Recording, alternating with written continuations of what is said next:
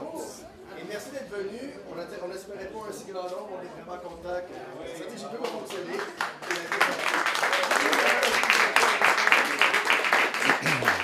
Aujourd'hui, 22 avril, c'est le jour de la Terre. Pour nous, c'est le lancement de notre mois de la Terre et c'est la culmination de plusieurs semaines de travail pour une bonne dizaine de membres des pétroliers canoniennes. Alors, on est vraiment content du succès qu'on a aujourd'hui. Alors, on vous remercie d'être présents, du monde qui viennent de loin. Je vois le préfet de la LRC, M. Michel Agassi, merci d'être là. C'est important que nos élus soient présents. Je sais qu'il y a d'autres élus, mais je ne les connais pas tous. Alors, je vous salue quand même. Bonjour et merci d'être présents. Ouais.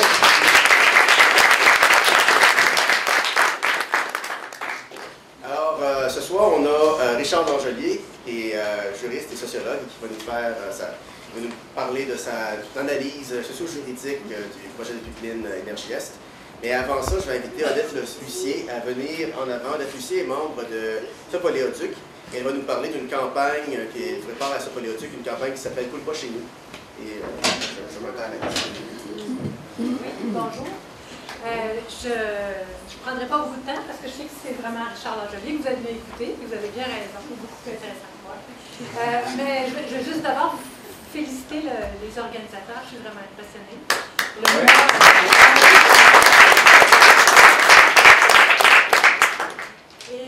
Oui, alors la campagne Coule pas chez nous, c'est une campagne qui va voir le jour très bientôt, va être officiellement lancée d'ici 2 semaines, d'après moi. Ça va bien. Ce sont les groupes Sopoléoduc et autres, comme les pétroliers canoniennes, qui se sont joints à nous.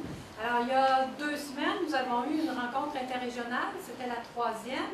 Les gens de Portneuf, aller jusqu'au Témiscouata, se sont réunis, des comités de citoyens, pour lutter contre l'oléoduc, le fameux oléoduc de TransCanada, ainsi que le port de Cacouna.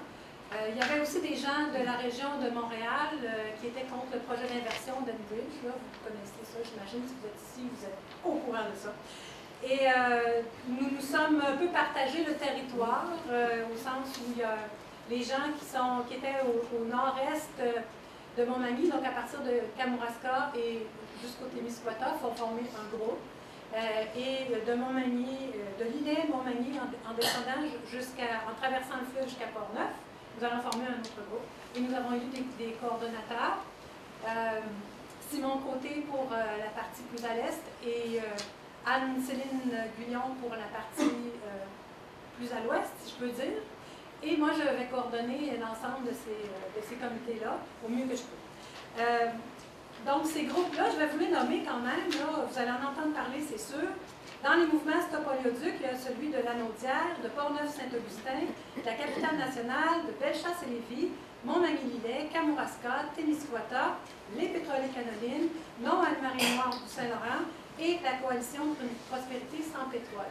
Tous des groupes citoyens qui se sont aussi ralliés au RIGS-VSL, c'est-à-dire le regroupement interrégional des groupes opposés au gaz de schiste de la vallée du Saint-Laurent. C'est bon, et ces gens-là nous apportent une aide incommensurable de par leur expérience avec les gaz de schiste, de par leur formation, parce qu'il y a des érudits dans ce groupe-là, et de par leur grande générosité. Alors, voilà, je voulais vous dire ça. Et la campagne Coule pas chez nous devrait être lancée d'ici 2 semaines. Il y aura un site internet, il y aura une publicité dans les journaux. Vous allez voir, ça va s'appeler, c'est fait comme un concours, devinez où ça va couler. Donc, ça va amener les gens à aller voir notre site internet, à aller voir nos arguments. Il y a une pétition qui peut être signée à l'intérieur du dépliant qui va circuler. On va aller voir les municipalités pour faire la promotion du règlement dont va vous parler Charles Langelier, pour essayer de justement donner le goût à nos élus de protéger leur municipalité. Est-ce que j'ai oublié quelque chose? Ça va? Ben voilà, alors je vous laisse.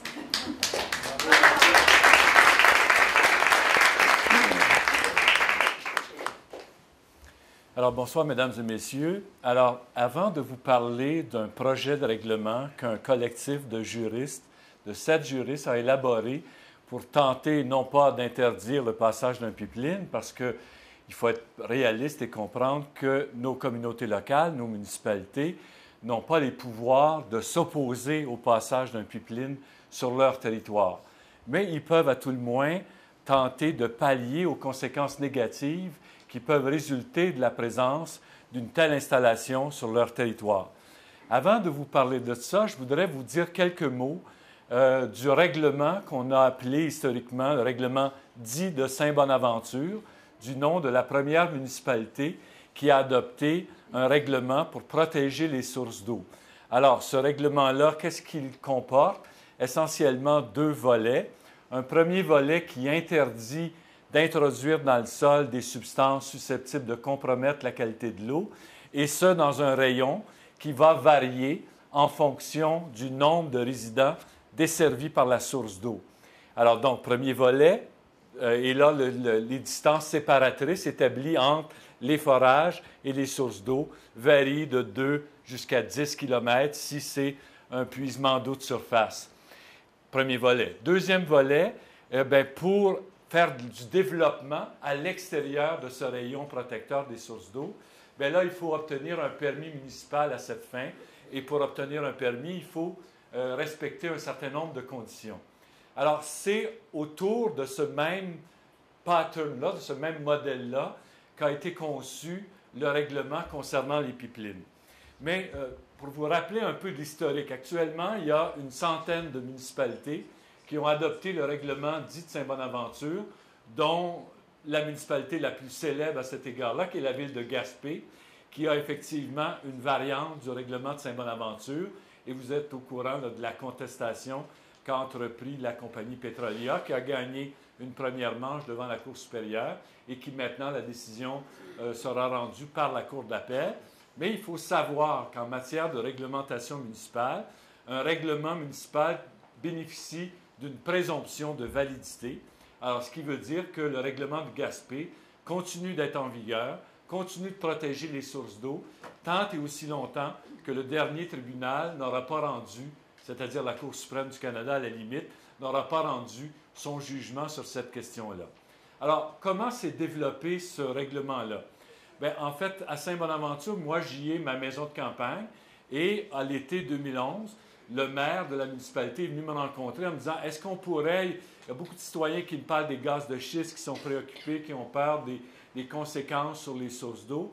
Est-ce qu'on pourrait adopter un moratoire ou est-ce qu'on pourrait trouver quelque chose? Bien, une municipalité, ça parle d'abord par sa réglementation. Donc, avec un collectif de juristes, on a élaboré le règlement dit de Saint-Bonaventure dont je viens de vous parler. Alors, pour élaborer ce règlement-là, on s'était donné 4 critères fondamentaux. D'abord, il fallait, vous savez que la réglementation municipale, c'est une réglementation déléguée, donc il faut être capable de retrouver dans les lois municipales des dispositions qui autorisent une municipalité à agir. Donc, il fallait que ça soit avéré qu'on ait véritablement la compétence pour agir. Deuxième critère, on voulait que ça ait été testé, c'est-à-dire que les tribunaux supérieurs, que la Cour d'appel du Québec, que la Cour suprême du Canada aient validé la compétence des municipalités pour agir. Troisième critère, on voulait que ce soit universel, c'est-à-dire que les municipalités n'ont pas les compétences pour régir l'exploitation des gaz de schiste ou du pétrole sur leur territoire.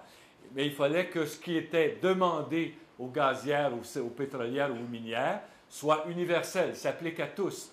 Le règlement dit de Saint-Bonaventure, comme le règlement sur les pipelines, ne vise pas à régler le problème ou à réguler ou à réglementer l'exploitation d'un pipeline ou l'exploitation des gaz de schiste. Son objectif fondamental et son seul véritable objectif, c'est de protéger les sources d'eau. Parce qu'il faut bien se rendre compte que si on n'a pas d'eau, il ne peut pas y avoir de développement. Alors, on peut être pour ou contre le pipeline, on peut être pour ou contre le pétrole et le gaz, mais chose certaine, il ne faut pas laisser les matamores du développement faire en sorte que les sources d'eau soient contaminées. Et on sait les conséquences. Par exemple, dans la lagune de Mercier, en banlieue de Montréal, on a mis dans une ancienne sablière carrière des produits pétroliers contaminés. Et aujourd'hui, la nappe phréatique est complètement contaminée. Le panache de pollution s'étendant sur plus de 6 km. Quand on voit que des flaques d'huile commencent à sortir sur les propriétés en Gaspésie, on voit bien là qu'il y a des risques pour l'eau potable et qu'il faut donc prendre des mesures. Donc, on voulait que ça ait été testé, que les tribunaux aient validé ça et que ça soit universel, que ça s'applique à tous. Et finalement, on voulait avoir une preuve scientifique qui nous permet de dire que si on fait de l'exploration à moins de temps de distance de nos sources d'eau, il y a un risque considérable que la contamination s'ensuive. Alors donc, on a travaillé, un collectif de 4 juristes et de 2 biologistes à l'époque, pour élaborer le règlement. Et là, la municipalité de Saint-Bonaventure a adopté le règlement en novembre 2011. Et vous savez comment ça se passe. Le téléphone arabe fonctionne très bien entre nos élus municipaux.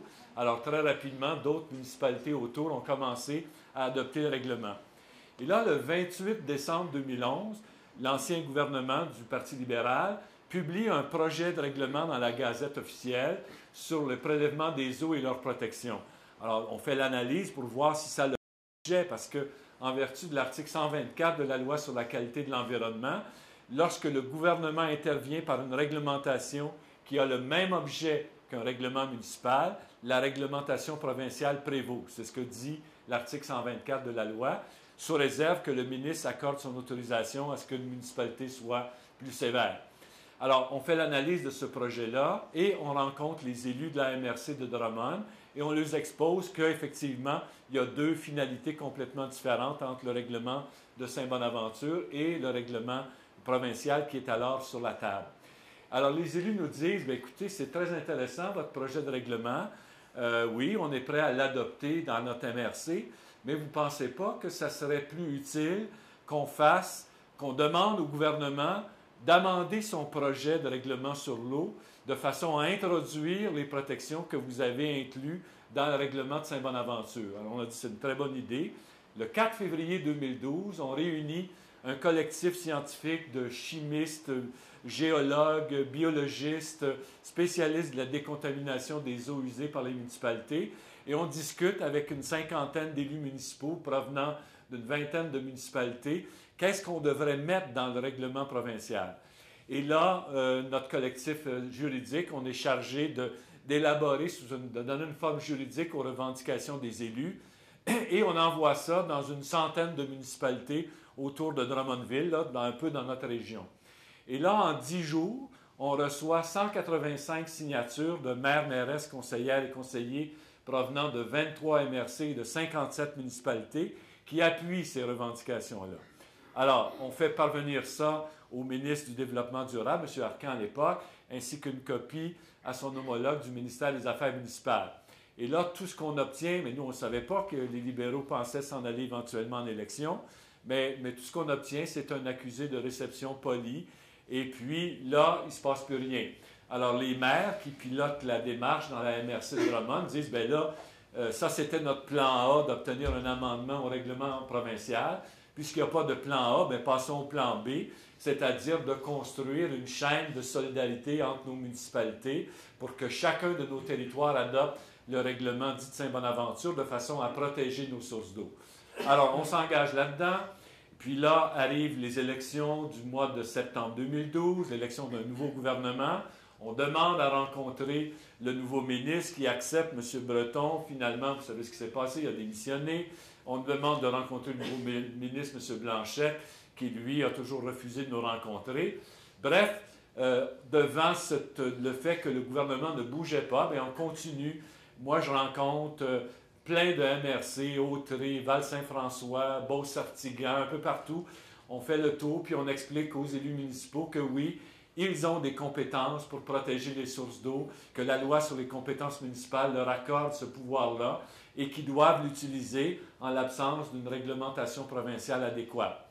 Et là arrive en mai 2013, où là, le ministre Blanchette met sur la table un nouveau projet de règlement sur le prélèvement des eaux et leur protection, règlement dans lequel il y a un chapitre sur la fracturation hydraulique. Donc, on autorise partout sur le territoire du Québec la fracturation, c'est-à-dire le fait de briser la roche pour en extraire le gaz ou le pétrole de schiste, et ça sur l'ensemble du territoire pour le pétrole, et pour une partie du territoire qui n'est pas compris dans un certain nombre de MRC, plutôt autour si vous voulez, de la Montérégie du centre du Québec, où là, par son projet de loi 37, le gouvernement interdisait l'exploration et la recherche de gaz naturel dans le shale en utilisant la fracturation.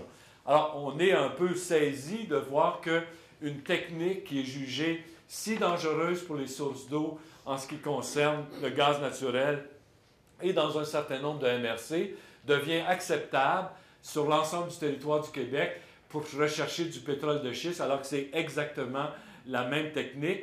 Et on sait, par la littérature scientifique, que le méthane thermogénique, c'est-à-dire le méthane qui vient des profondeurs du sol, va remonter vers les sources d'eau. La preuve scientifique montre que les puits qui sont situés à moins d'1 kilomètre des puits de forage aux États-Unis, en Pennsylvanie et ailleurs, sont largement contaminés. Alors, on prépare, et puis là, entre-temps, il y a l'adoption du règlement par Gaspé avec la contestation qui va s'ensuivre.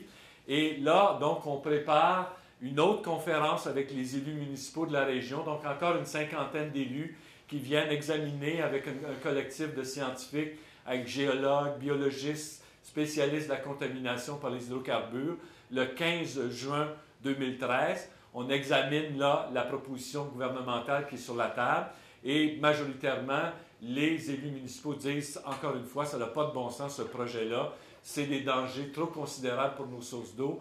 Alors, ils commencent à envoyer des lettres au ministre Blanchette en lui disant, ça n'a pas de bon sens votre projet, monsieur le ministre, vous devez revoir votre copie. Alors, le ministre vient rencontrer les élus de son comté, parce qu'évidemment, il voulait, je pense, avoir des bonnes relations avec les élus de son comté. Et là, il leur promet des amendements au projet de règlement. Mme Marois va en Gaspésie au moment de la campagne électorale et avise les citoyens, la municipalité, que le gouvernement ne promulguera pas son projet de règlement tant et aussi longtemps que la Cour d'appel du Québec n'aura pas tranché le litige. Excusez-moi. Alors, on a l'élection qu'on vient d'avoir avec l'élection d'un nouveau gouvernement. Donc, c'est le retour à la case départ. Alors, ce qu'on a fait, c'est en s'appuyant en quelque sorte sur cette même logique-là, parce qu'entre-temps, les municipalités, le 15 juin de cette année, ont décidé de mettre, le 15 février, excusez-moi, pas le 15 juin, le 15 février 2014, ont décidé de mettre sur pied un fonds intermunicipal de défense de l'eau. C'est-à-dire que c'est un groupe de 7 administrateurs qui sont des maires provenant de 7 MRC différentes qui gèrent un fonds intermunicipal qui fait en sorte que si une municipalité voit sa réglementation contestée, ben, on aura les sommes nécessaires. On ne veut pas qu'une petite municipalité se retrouve à affronter un géant pétrolier ou une grande société gazière ou pétrolière avec des moyens financiers considérables. Alors, la contribution de ce fonds-là, c'est 1 $ par citoyen jusqu'à concurrence des premiers 1500 citoyens. Après ça, de 1500 à 3000, ça descend 50 sous par citoyen.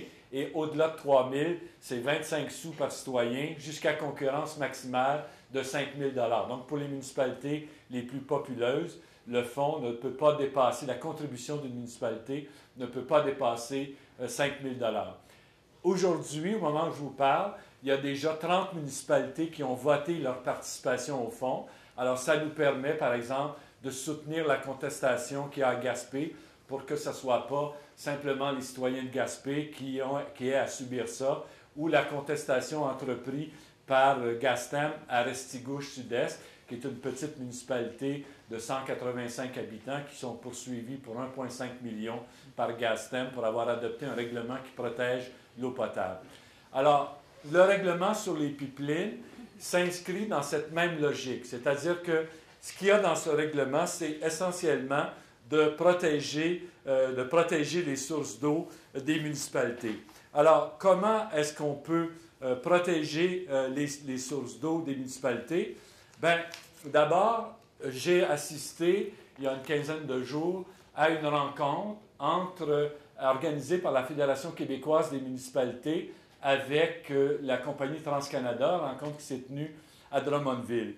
Et ce qu'on avait beaucoup comme en réponse aux questions et aux préoccupations des élus, c'était, par exemple, s'il y a un déversement, comment nos pompiers, nos premiers intervenants vont-ils réagir? Comment vont-ils pouvoir intervenir? Est-ce que vous allez assurer une formation? Oui, ne vous inquiétez pas, on va former vos pompiers, vos premiers répondants. S'il se passe telle chose, qu'est-ce qui va se passer? Ne vous inquiétez pas, on va voir à ces situations-là. Donc, il y avait, souhaitons que ce soit de bonne foi, des engagements verbaux présentés par les représentants de la compagnie TransCanada aux préoccupations des municipalités. Mais c'était des engagements verbaux. C'était, on nous disait, oui, ne vous inquiétez pas, la loi nous oblige à faire ceci, à faire cela, etc. Alors, ce que notre collectif juridique a fait, c'est de prendre en quelque sorte les revendications, les préoccupations des municipalités et de les traduire sous forme d'obligations juridiques formelles. Alors, qu'est-ce qu'il y a exactement dans ce projet de règlement-là? Bien, il y a d'abord un préambule qui explique l'ensemble des dispositions législatives sur lesquelles les municipalités peuvent s'appuyer pour faire face à cette situation-là. Les municipalités ont des compétences larges en matière d'environnement qu'elles peuvent exercer. Évidemment, dans le cas de TransCanada, il s'agit d'un pipeline qui relève de la juridiction fédérale. Donc, une municipalité n'a pas de compétences directes sur l'installation d'un pipeline, sur son fonctionnement. Cependant, comme toute autre société corporative, qu'elle soit fédérale ou provinciale, la réglementation municipale générale s'applique également dans des cas comme celui-là. Alors donc, il y a un préambule qui explique l'ensemble des dispositions législatives sur lesquelles une municipalité peut s'appuyer pour adopter un tel règlement. Ensuite, qu'est-ce que ça dit essentiellement le règlement? Bien, c'est qu'une société pipelinière qui veut traverser le territoire d'une municipalité, et on sait que dans le cas du projet Énergie-Est, il y aura 70 municipalités québécoises qui vont être traversées par le pipeline. Bien, pour le faire, il faut que la société en cause demande un permis à la municipalité. Et pour obtenir ce permis-là, elle doit rencontrer un certain nombre d'obligations. Premièrement, verser 250 $ pour permettre à la municipalité d'examiner la demande de permis. Deuxièmement, une sûreté, c'est-à-dire une hypothèque légale d'un montant minimal de 10 millions de dollars pour faire en sorte que s'il y a un déversement, ce ne soit pas les citoyens des résidents de la municipalité en cause qui doivent assumer ces frais-là. Bien sûr, TransCanada nous dit, vous ne vous inquiétez pas, on a des actifs de 50 milliards, tout va bien, on est prêt à compenser tout déversement qui de toute façon est peu probable. Nos mécanismes sont très sécuritaires. On fait du vol à basse altitude autour de notre pipeline à tous les 15 jours. On a des valves qui nous permettent de fermer le pipeline à tous les 30 km. On aura des équipements prêts à faire face à tout déversement, etc. Alors, donc, mais on sait par ailleurs que les pipelines, comme toute construction humaine, ce n'est pas infaillible. Et on a des expériences historiques. On sait par exemple qu'à Marshall, aux États-Unis, dans la rivière Kalamazoo, le déversement d'Enbridge, ça a coûté aujourd'hui 1,1 milliard et ce n'est pas encore terminé, les réparations pour dépolluer. Donc, il faut faire attention à ces garanties. Les sociétés pipelinières sont des sociétés qui sont en bourse et qui sont donc soumises aux aléas des spéculations financières, etc. Donc, que la municipalité, et ça, la loi sur les compétences municipales, autorise une municipalité à imposer des sûretés. Vous le faites, je suis sûr que les élus municipaux qui sont dans la salle le savent, lorsque les sociétés contractent avec la municipalité pour ouvrir les chemins, on peut exiger des sûretés, etc. Donc, c'est non seulement prévu dans la loi sur les compétences municipales, mais c'est également prévu dans la loi sur l'Office national de l'énergie qui régit ce type de pipeline-là. Donc, ces ceintures et bretelles, là, on est assuré d'avoir une autorisation à la fois du fédéral et du provincial pour agir là-dessus. Troisième chose, c'est que ça prend un plan d'urgence qui est présenté à la municipalité. C'est pas, oui, on va avoir un plan d'urgence, mais pour obtenir le permis, déposez sur la table votre plan d'urgence pour qu'on voit exactement ce à quoi vous vous engagez. Quatrièmement, un engagement de tenir à ses frais, au moins 2 fois par année, des sessions de formation à l'intention des premiers répondants et des pompiers. Pourquoi 2 fois par année? C'est que les statistiques montrent, selon l'Association des directeurs généraux de municipalité qui a un turnover, qui a un changement d'à peu près 25 dans les pompiers volontaires de plusieurs petites municipalités. Donc, il faut s'assurer que nos pompiers soient en mesure de faire face à une situation comme ça. Ensuite, une autre obligation, de devoir informer la municipalité sans délai de tout incident, déversement ou problème qui pourrait arriver.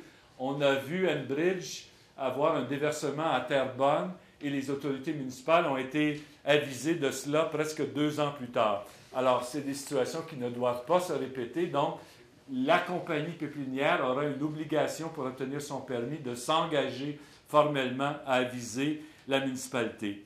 Ensuite, il faut mettre sur pied un mécanisme local de surveillance du pipeline. Ce n'est pas suffisant de dire on va passer en avion à tous les 15 jours à basse altitude. Il doit y avoir un mécanisme sur lequel la municipalité là, est tannée, les municipalités sont tannées d'être les victimes du développement. Ils veulent être les partenaires du développement et ça implique une transparence dans la gestion des sociétés pépinières. Donc, un mécanisme de surveillance de l'établissement, de l'installation. Ensuite, une information de la nature des produits, de modification de la nature des produits qui pourraient être appelés à circuler dans le tuyau, comme on dit. Ensuite, l'obligation de remettre à la municipalité, dans les meilleurs délais, tout rapport d'enquête sur un incident ou un accident qui pourrait survenir.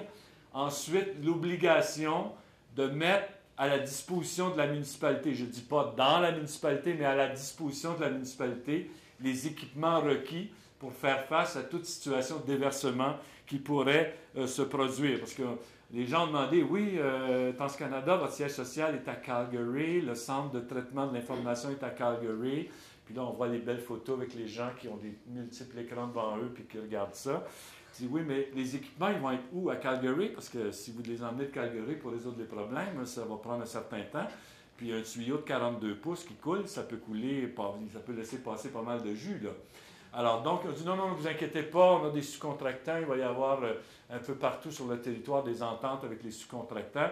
Alors, on veut que comme un directeur général de municipalité le disait, moi, quand je prépare un dossier pour mes élus, j'ai besoin de choses concrètes pour leur dire, voilà exactement quelle est la situation, voilà sur lequel on va se prononcer. Donc, des équipements disponibles. Ensuite, advenant qu'il y ait un déversement dans le territoire de la municipalité, c'est clair que la couverture de l'assurance de la municipalité va augmenter l'année suivante, là, parce qu'il y aura des frais, évidemment, relatifs à cet incident-là. Donc, s'il y a une augmentation des primes de la police d'assurance, bien, ce n'est pas aux résidents de payer pour ça, c'est à la compagnie pépinière, donc un engagement d'assumer les frais qui pourraient survenir là, suite à un déversement. Alors, donc, il y a d'autres clauses techniques là, sur lesquelles je vais passer plus rapidement qui apparaissent. Il y a une autre... on ne veut pas qu'il y ait une contestation facile de la réglementation en disant, bien là, vous faites attention, la municipalité, parce que là, vous entrez dans l'opération du pipeline et donc, vous sortez de votre champ de juridiction et là, vous allez vous faire déclarer votre règlement ultra-vires. Donc, la demande de permis doit être tranchée par la municipalité dans les 30 jours. Et si ça n'est pas tranché dans les 30 jours, c'est présumé un oui. Parce qu'il faut que le délai soit court pour pas que la compagnie pépinière puisse dire, bien là, les municipalités sont capables d'entraver le développement ou le déploiement de notre pipeline. Et ça, c'est embarqué dans la juridiction fédérale et donc vous sortez de votre champ de compétences. Donc, il faut que ça soit très resserré. De même, il y a un élément qui est important, c'est la présomption. Si un déversement survient dans l'aire du pipeline, dans 2 km autour du pipeline, c'est présumé un déversement lié au pipeline lui-même sous réserve d'une preuve prépondérante à l'effet contraire. Parce qu'on veut éviter que la compagnie pépinière dise, bien, vous savez, dans votre région, à vous, il y a beaucoup de pétrole. Déjà, par les failles naturelles, il y a du pétrole qui sort. Donc, ce n'est pas évident que c'est nous qui sommes responsables de tel ou tel type de dégâts. Alors, on crée une présomption légale que s'il y a un déversement, c'est présumé là, lié au déversement. Quant aux amendes, parce que normalement, dans un règlement municipal, si vous ne respectez pas le règlement, vous pouvez être condamné à une amende. L'article 455 du Code municipal dit 1 000 $ pour une personne, 2 000 $ pour une société, puis en cas de récidive, ça peut être le double. Bon, alors, les montants sont plutôt symboliques. Vous voyez bien qu'une société pépinière, ça ne lui pèserait pas lourd de payer une amende, mais ça pourrait être considéré, selon la jurisprudence constitutionnelle, comme une entrave au développement opérationnel du pipeline. Alors, pour éviter ça, en cas de contravention au règlement, ce qui est prévu dans le projet de règlement, c'est un rapport à l'Office national de l'énergie, qui est en quelque sorte l'organisme compétent pour résoudre ce type de problème-là avec les sociétés pépinières. Donc, ce n'est pas la municipalité ou la cour municipale qui imposerait l'amende, mais il y aura un rapport de fait à l'Office national en disant « Toc, toc, toc, l'Office, à vous de régler ce problème-là. Là. La compagnie pépinière s'est engagée et elle ne respecte pas son obligation. » Alors, voilà en gros le pattern, si vous voulez, le schéma principal de ce projet de règlement-là. Alors, ce qui est magnifique avec TransCanada, c'est qu'on a du temps. C'est-à-dire qu'actuellement, si votre municipalité adoptait ce projet de règlement-là, TransCanada ne peut pas le contester parce que son projet de pipeline n'est pas déposé, n'est pas avalisé par l'Office national de l'énergie. Donc, elle n'aurait pas l'intérêt juridique requis pour contester votre règlement. Et donc, on a du temps à la fois pour adopter le règlement, mais à la fois pour éventuellement mettre en place un fonds intermunicipal de défense en ce qui concerne le pipeline et qui pourrait permettre que les petites communautés construiraient cette chaîne de solidarité qui permettrait que s'il y a une attaque contre une petite municipalité, on met en commun un certain nombre de ressources pour être capable là, de faire face à la musique et donc de défendre bec et ongle nos compétences en matière municipale par rapport à la protection de notre environnement. Alors voilà en gros là, le schéma que je voulais vous présenter. Je préférais, plutôt que de vous endormir plus longtemps, répondre à vos questions. Alors s'il y a des questions, là, je pourrais tenter d'y répondre. Oui. Tu as dit qu'il y avait un maximum de 10 millions. Je pense que c'est pas beaucoup. Si un déversement, ça peut coûter dans les 500 millions ou 1 milliard. Fait que, est-ce qu'il n'y a pas un moyen de dire à l'entreprise de l'obliger à payer oui. Vraiment toutes les... En fait, le montant de 10 millions, c'est un montant minimal.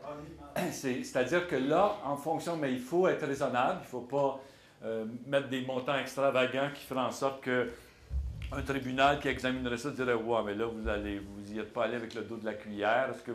Est-ce que vous ne vouliez pas indirectement empêcher le passage du pipeline? » Il faut faire attention à ce genre de choses-là. Mais c'est clair que ça, c'est le montant minimal pour une petite communauté. Mais s'il y avait, je ne sais pas moi, si la Ville de Montréal décidait d'adopter ça parce que le pipeline va traverser la rivière Outaouais et donc c'est la source d'eau de Montréal qui pourrait être affectée, c'est clair que le montant de la servitude pourrait être d'1 milliard.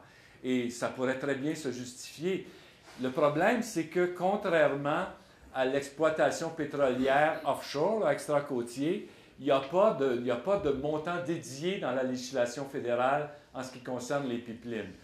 Le représentant de l'Association des pipelines nous a dit à Drummondville, il y a 15 jours, que c'était en discussion entre eux, les compagnies, les 9 ou 10 compagnies pépinières, peut-être d'avoir un fonds dédié, mais sait-on quand il sera mis sur pied? En attendant, donc, il faut avoir un minimum de protection pour nos municipalités. Donc, c'est un montant minimal qui pourrait être adapté en fonction des risques, en fonction du nombre d'habitants. Si, là, par exemple, le pipeline passe à un point tel que la contamination du bassin versant pourrait, par exemple, s'ensuivre, là, il faut peut-être effectivement prévoir des montants plus importants pour s'assurer d'être en mesure là, de faire face à des dommages qui pourraient être plus considérables. Alors, c'est un montant minimal qui doit être ajusté en fonction du risque.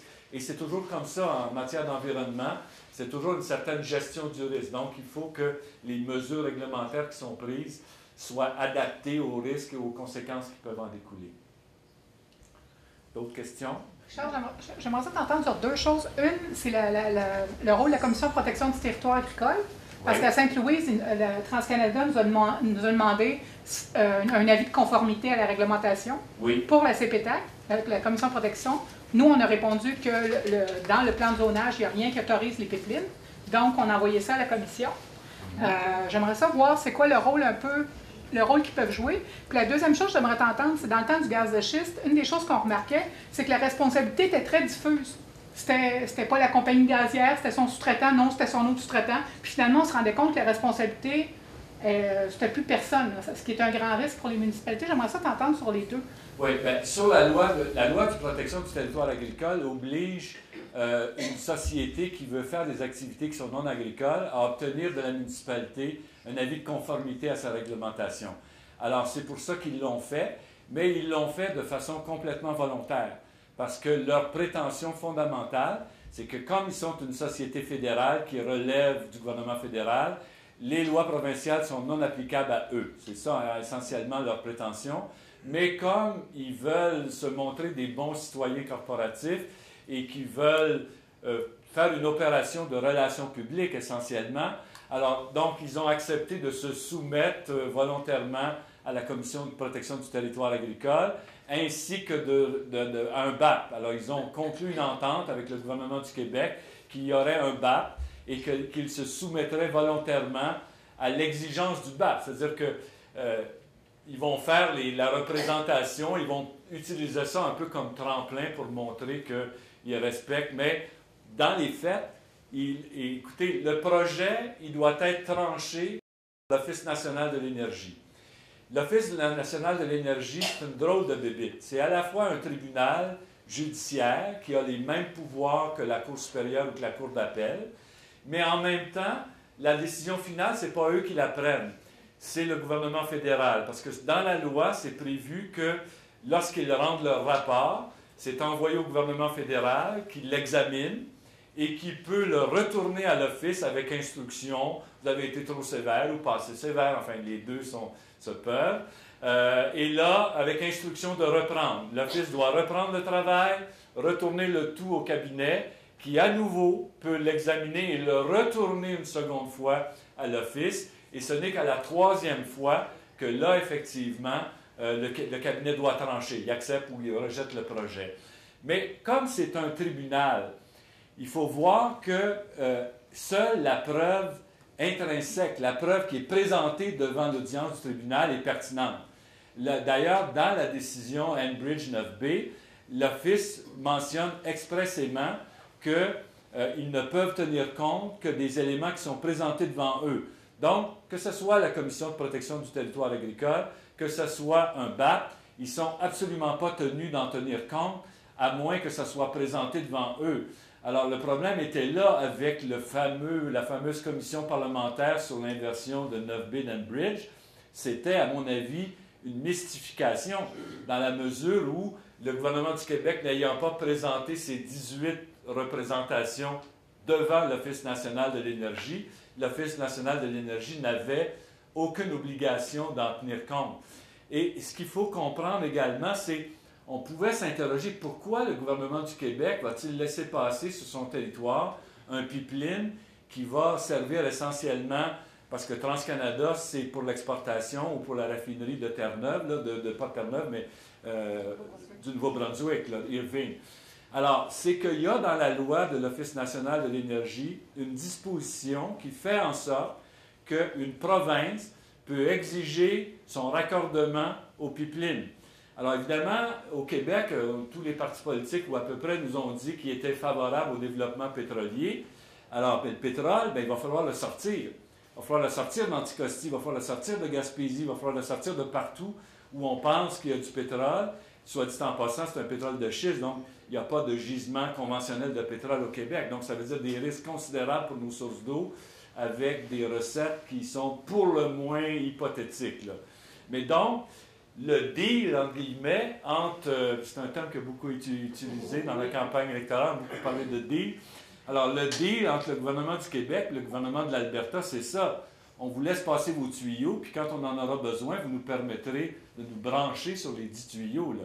C'est un peu ça, à mon avis, le projet, parce qu'on se rend compte de plus en plus qu'il n'y a qu'un seul projet pétrolier canado-québécois. Nos élites économiques pensent toutes qu'on va devenir millionnaire en se lançant dans l'exploitation pétrolière, là. Et cette même logique-là qui, en Alberta, prend la forme des sables bitumineux, bien ici, ça prend la forme du pétrole de schiste. Alors, tu sais, mais il y a des connexions très intimes entre tous ces projets-là, finalement, parce que...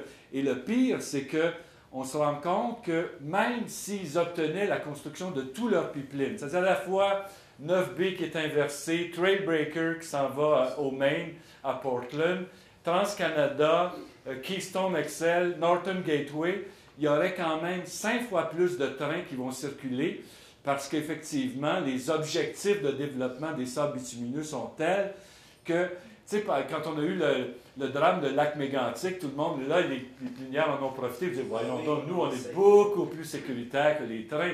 Mais au fond, il va y avoir autant de trains, sinon davantage, même s'ils passent toute leur pipeline avec, à la solde, un dérèglement du climat qui va nous échapper complètement avec des coûts économiques astronomiques qui vont découler de ce dérèglement du climat dont on commence déjà à voir certains indices, là. Alors, donc, c'est, pour répondre à ta question de façon plus précise, c'est vraiment ça. C'est, à mon avis, plus une opération de relations publiques qu'autre chose. Mais le règlement sur les pipelines, ce n'est pas un règlement de zonage, ce n'est pas un règlement de lotissement. C'est un règlement dont le seul objectif, c'est la protection des sources d'eau. Alors, il ne faut pas confondre ça, parce que sinon, là, il y a tout l'article 246 de la loi sur l'aménagement et l'urbanisme qui pourrait nous rebondir dans le visage. Donc, il faut bien comprendre que ce n'est pas un aménagement du territoire, c'est un règlement pour protéger l'eau. C'est son seul objectif. La responsabilité? Excuse-moi, peux-tu Ce que je disais, c'est la question de la responsabilité que la compagnie dit non, oui, c'est mon sous-traitant. Puis moi, je suis un spécialiste de la liberté d'expression et de la protection de la vie privée à l'origine, mon champ premier d'expertise. Mais ça m'oblige, pour mettre à jour mon ouvrage que je fais 2 fois par année, à examiner la jurisprudence. Donc, je passe toujours quelques semaines par année dans les bibliothèques à examiner la jurisprudence. Puis, les gaz de schiste, ça m'emmenait beaucoup à examiner les décisions en matière minière et pétrolière.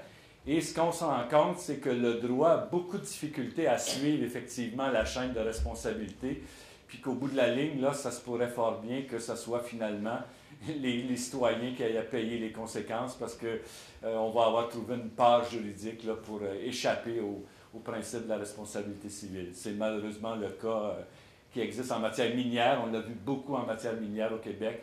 On peut penser que ça va être un peu la même chose. Ça va être un peu la même chose avec les pipelines. Mais là, ça pourrait être si la responsabilité civile dit, bien, nous autres, on ferme les valves, puis c'est tout, on arrête tout ça. S'ils ne sont pas responsables de personne, c'est nous autres la responsabilité. Mais vous ne pouvez pas faire ça. Vous ne pouvez pas faire ça parce que là, il y a un tribunal qui a rendu une décision et quand le tribunal a rendu la décision, que ça a été entériné par le cabinet, automatiquement, dans les bureaux d'enregistrement, entre les servitudes, comme quoi le pipeline passe là, point à la ligne. Alors, on ne peut pas... on peut toujours faire de l'écoterrorisme, mais on ne peut pas trouver une solution démocratiquement acceptable en disant « Non, non, je vais aller fermer vos valves. » Vous allez vous faire arrêter. C'est un méfait à un organisme. C'est comme si vous attaquiez une ligne d'Hydro-Québec. Vous allez être poursuivi au criminel pour méfait. C'est ça qui va arriver. Alors, il faut être conscient que, oui, ils ont un pouvoir énorme. C'est un pouvoir qui est exécutif à la limite, qui est exécutif lorsque la décision du tribunal a été rendue. Bien sûr, il y a un mécanisme de consultation antérieurement. TransCanada nous a dit, oui, on est encore ouvert, il est possible de modifier le trajet, mais au-delà de ça, on ne peut pas, sinon, par des moyens politiques, c'est-à-dire que de convaincre le cabinet de M. Harper qu'il ne faut pas qu'il approuve ça, ce qui demande un certain niveau de patience et de détermination. Je passe. Quand vous parlez de jurisprudence, que ça veut dire que même s'ils ont leur fonds de minimum 10 millions et plus, est-ce qu'ils pourraient justement venir à Objet Municipalité à le redonner dans le cas où ils ne se reconnaîtraient pas coupables à travers un peu ces zigzags-là politiques? Bon, là, dans la mesure où il y aurait un accident, un incident, un déversement, une fuite de gaz, parce que c'est le règlement sur les pipelines s'applique autant pour des pipelines de gaz que des pipelines de pétrole. Alors, s'il y a un incident, il y a une présomption, si l'incident survient dans le périmètre immédiat du pipeline, il y a une présomption à l'effet que c'est eux qui sont responsables. Est-ce qu'ils pourraient essayer de contester sur le plan juridique? C'est clair que oui. C'est clair que oui, qu'ils pourraient tenter de dire non, c'est pas nous, c'est mon grand-père, ou c'est bon. Vous voyez un peu là, comment on peut trouver des raisons pour contester, puis étirer les délais, même si on a tort, ben on se dit on va gagner du temps, on va épuiser les finances de la municipalité, puis comme ça, ils vont lâcher le morceau. C'est pour ça que je dis que si les municipalités veulent être sérieuses, ils doivent absolument se doter d'un fonds collectif parce qu'on n'a pas les moyens comme petite municipalité de faire face à ces géants-là. Mais dans notre société, on est une société de droit. Alors, on peut trouver que ça a des bons côtés, on peut trouver que ça en a des mauvais, mais quand il y a un litige, ben, il faut demander aux tribunaux de trancher ces questions-là. On n'a pas de façon automatique de dire on va lui donner un bracelet de fer tellement solide qu'on va empêcher toute contestation. Ça, c'est dans notre système juridique, c'est malheureusement impossible. Ou heureusement. Je vais juste prendre les tours de parole. Oui, parce que... beaucoup de choses à dire. Oui, puis moi, j'ai un problème de vision, alors je ne vous vois pas tous. Je ne sais pas si je vais dans l'ordre, mais je vais y aller comme ça. OK, alors, monsieur, ici. À partir du moment où on regarde, Gaston Hervé, à partir du moment où on regarde la loi qui constitue l'ONE, puis son mandat, puis on se rend compte qu'on n'a pas appliqué le règlement conformément à ce qui est prévu, ou la loi, et que dans son mandat, on a exclu des choses dont on aurait dû tenir compte. Oui. Là, elle rend sa décision. Oui. Comme tribunal, on décide d'attaquer la décision sur cette base-là. Puis on plaide en même temps l'irrecevabilité du projet parce qu'il pourrait être déraisonnable en vertu de plusieurs facteurs économiques, environnementaux. Alors, devant quel tribunal qu'on devrait s'adresser? Alors, ce qui est prévu dans la loi de l'Office national de l'énergie, c'est une requête en autorisation à la Cour d'appel fédérale. Donc, il faut d'abord convaincre un juge de la Cour fédérale que nos arguments sont suffisamment solides pour qu'il nous autorise à aller ensuite devant le banc de 3 juges pour le convaincre que, effectivement, soit, comme vous dites, la décision est déraisonnable, il y a eu une erreur de droit, parce que ce n'est pas un appel. Il faut bien saisir la chose, c'est une requête en révision judiciaire. C'est-à-dire qu'il faut démontrer qu'une erreur de droit tellement importante que n'eût été de cette erreur-là, la décision aurait été différente. Alors, c'est si vous voulez, là, Jésus disait qu'il faut passer dans le chat d'une aiguille pour que le riche atteigne le ciel. Je dirais qu'on n'est pas loin de ça en ce qui concerne la Cour d'appel fédérale. Là, actuellement, il y a une contestation sur la ligne 9B qui a été initiée par Clayton Ruby à Toronto, qui, lui, y va avec des arguments qui ressemblent aux vôtres. On a dit, par exemple, écoutez, les citoyens ont été exclus à cause des lois Mammouth qui ont réduit la capacité des citoyens d'intervenir lorsqu'il y a une consultation publique. Et les dispositions de la fameuse loi Mammouth ont été intégrées dans la loi sur l'Office national de l'énergie. Donc, pour pouvoir intervenir devant l'Office, il faut soit que ses intérêts soient immédiatement concernés, donc que vous êtes un propriétaire qui traverse ou le voisin d'à côté qui risquerait d'avoir des conséquences, ou alors vous êtes un expert qui avait une expertise spécifique de nature à éclairer le tribunal. Alors, Clayton Ruby, lui, ce qu'il dit, c'est qu'au fond, le processus de consultation a été vicié puisqu'on n'a pas permis au groupe d'intervenir. On n'a pas permis au groupe de mettre en cause les gaz à effet de serre supplémentaires qui vont être générés par ça. Moi, j'ai des réserves sur cette question-là dans la mesure où les femmes autochtones, au moment de la réforme constitutionnelle de 82, s'étaient plaintes exactement de ça. Et c'est allé devant la Cour suprême qui a dit la liberté d'expression, l'État doit la protéger en n'interdisant pas l'expression. Ça ne l'oblige pas à fournir un porte-voix pour que les personnes puissent crier leurs revendications. Alors, vous voyez, là, le juridisme, c'est souvent des choses un peu nébuleuses, mais c'est un peu comme ça qu'ils l'ont fait. Moi, je pense qu'il y a deux motifs. Il y a deux motifs. Dans le cas d'Enbridge, par exemple, qui aurait pu permettre la contestation, c'est plutôt l'article 7 de la Charte canadienne des droits et libertés. L'article 7 dit « Chacun a droit à la vie et la sécurité de la personne et on ne peut porter atteinte à ce droit qu'en conformité des principes de justice fondamentale. » Texto, c'est ce qu'il y a dans l'article 7. Et la jurisprudence constitutionnelle reconnaît que la sécurité de la personne, c'est la sécurité physique et psychologique. Et le fait de modifier le climat avec les conséquences qui vont en découler, à mon avis, c'était une atteinte à la sécurité de la personne. Et comme le tribunal disait, non, moi j'ai juste à examiner la sécurité du pipeline, je n'ai pas à examiner les conséquences en amont ou en aval de ce qui découle de cette décision-là.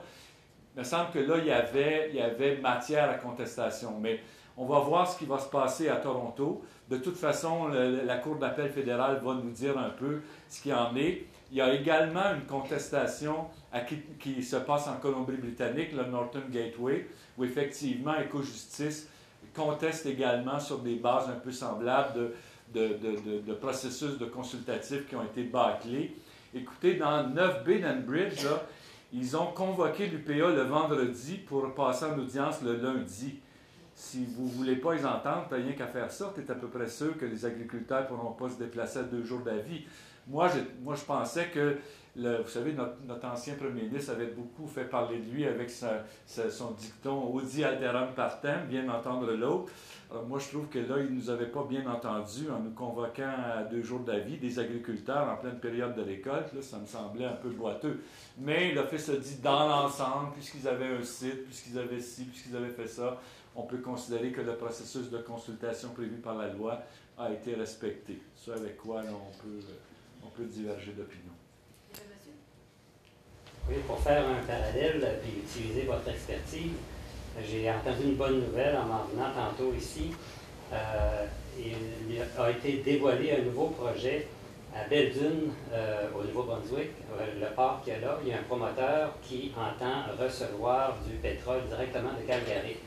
L'entente est faite et ça pourrait être effectif à partir de 2015. Ça vient d'être dévoilé. Il y aurait 120 wagons par jour qui passeraient, entre autres, par le Bas-Saint-Laurent, donc par un paquet de nos municipalités. Est-ce qu'au niveau légal, les municipalités peuvent, parce que là, ils n'ont plus le temps de se retourner trop, d'après ce que vous disiez tantôt, quel droit les municipalités ont de se prononcer là-dessus? Mais par rapport aux chemins de fer, c'est très compliqué, parce que vous savez, les chemins de fer, ça a été à l'origine, en quelque sorte, de la construction du pays. Donc, la Cour suprême s'est prononcée de multiples fois sur la question des chemins de fer et les compétences municipales par rapport aux chemins de fer sont très, très, très limitées. Je vais vous donner juste un exemple des chinoiseries de la jurisprudence constitutionnelle en matière de chemin de fer. Une municipalité n'a pas la compétence pour déterminer la largeur du fossé qu'il y a à côté de la ligne de chemin de fer, mais elle aurait compétence pour enlever les branches qui pourraient empêcher l'eau de circuler. Alors là, on le voit d'ailleurs, la mairesse de Lac-Mégantic, vous avez vu toutes les démarches qu'elle fait avec Washington, etc., pour essayer d'obtenir une meilleure information pour nos municipalités. Je n'ai pas étudié à fond toute la jurisprudence constitutionnelle en matière de chemin de fer, mais je vois des inconvénients et des embûches encore plus considérables qu'en matière de pipeline, où là, le champ est relativement vierge et on a plus de possibilités d'intervenir. Maintenant, est-ce qu'il faut qualifier de bonne nouvelle le fait de voir passer des multiples trains avec du pétrole de schiste sur nos rails? C'était une caricature. Oui, j'avais bien compris, mais je voulais justement embarquer dans la caricature aussi. Moi, je peux te revenir un peu en arrière, là, puis en passant, merci beaucoup. Je partais à 0, puis je trouvais que votre débit est assez dense, merci. Vous avez parlé au début de règlement avec le collectif des 7 juristes, puis dont le but, c'est de protéger l'eau. Ça, j'ai perdu en chemin où est-ce que c'était rendu, là. C'est pas encore loi, évidemment. Bien, c'est-à-dire qu'il y a 100 municipalités, il y a une centaine de municipalités au Québec qui actuellement ont adopté le règlement dit de Saint-Bonaventure, là, qui protège les sources d'eau. Okay. Alors, il y a une centaine de municipalités. Là, la MRC du Granit a décidé de l'adopter pour Lac-Mégantic. Le Granit a décidé de l'adopter pour l'ensemble. La MRC d'Arthabasca-Victoriaville a décidé aussi d'en faire un règlement d'MRC. Il y a des municipalités un peu partout au Québec, en Gaspésie. La semaine dernière, j'ai fait 3 projets de règlement pour la ville de Maria en Gaspésie, pour la ville d'Odette dans le Granit, Saint-Sébastien-de-Frontenac. Tu sais, notre collectif... Oui, parce que... morceau par morceau, là. Ben, c'est parce que le règlement doit non seulement être solide sur le plan juridique, mais il doit correspondre à la réalité concrète des sources d'eau de chaque municipalité. Si dans votre municipalité, vous puisez l'eau en surface, puis il n'y a pas de puits artésien de surface, on ne peut pas établir un rayon de 2 km autour des puits artésiens de surface. Vous voyez, il faut que ça soit adapté à la réalité concrète de chaque municipalité, où il peut y avoir des... Moi, je pensais que les municipalités puisaient toutes les eaux dans les rivières, puis que c'était bien facile. je me suis rendu compte que c'est très complexe, les approvisionnements en eau. Kim pourrait vous parler de sa région où il y avait une régie intermunicipale qui approvisionnait 7 municipalités. Il y a des municipalités où il y a un aqueduc qui fournit de l'eau à un bout, un autre aqueduc à un autre bout, des puits collectifs au milieu, des puits individuels. Tu sais, la situation des sources d'eau est très complexe. Donc, le règlement, imaginez-vous que si vous adoptez un règlement, là, vous faites un copier-coller avec le règlement de Saint-Bonaventure, de la municipalité de Saint-Bonaventure en banlieue de Drummondville, où là, nous, on n'a que nos puits artésiens de surface. Il n'y a ni aqueduc, ni puits collectif, ni puisement d'eau en surface. Alors, si vous prenez notre règlement et vous le mettez dans votre municipalité, alors que vous puisez l'eau en surface, voyez bien que quand ça arriverait devant un juge, je dirais, mais que c'est ça, cette histoire-là, ou que c'est que ça te sort, à quoi ça sert, ce règlement-là? Je voudrais vous arrêter là. Ma question est peut-être plus générale. OK, mettons que une municipalité a adopté ça. Oui. Là, il arrive... moi, je veux juste savoir c'est qui a le pouvoir final. Vous avez parlé d'un organisme fédéral canadien qui donne le droit de passer quand on parle de papier. Puis nous autres, à notre municipalité ou une municipalité, on dit, ben là, ça c'est dangereux pour notre eau. Puis nous autres, on a voté dans notre municipalité notre règlement pour protéger notre eau. Oui. Qui a le dernier mot là-dedans? C'est ça? Chacun a le dernier mot. Dans la mesure où si la municipalité a agi dans le cadre de ses compétences, ça s'applique autant à une société fédérale qu'à une société provinciale, qu'à tous. Et par ailleurs, en ce qui concerne le volume de pétrole qui va circuler dans le tuyau, son emplacement, etc., ça relève du fédéral. Donc, chacun, dans un fédéralisme, chacun est maître chez soi. Alors, dans la mesure où vous demeurez dans votre champ de compétences, il n'y a pas de problème. Prenez un exemple très simple, ça va vous permettre de comprendre. La radio-télédiffusion, vous savez comme moi que ça relève du CRTC, qui est un organisme fédéral. Pourtant, le gouvernement du Québec, dans la loi sur la protection du consommateur, a interdit la publicité aux jeunes enfants, qui s'adresse aux jeunes enfants. Alors, il y a des compagnies qui ont contesté la loi du Québec en disant « Hey, un instant, c'est une juridiction fédérale, ça, c'est les ondes, ça voyage d'une province à l'autre et en conséquence. » Alors, la Cour suprême a dit non.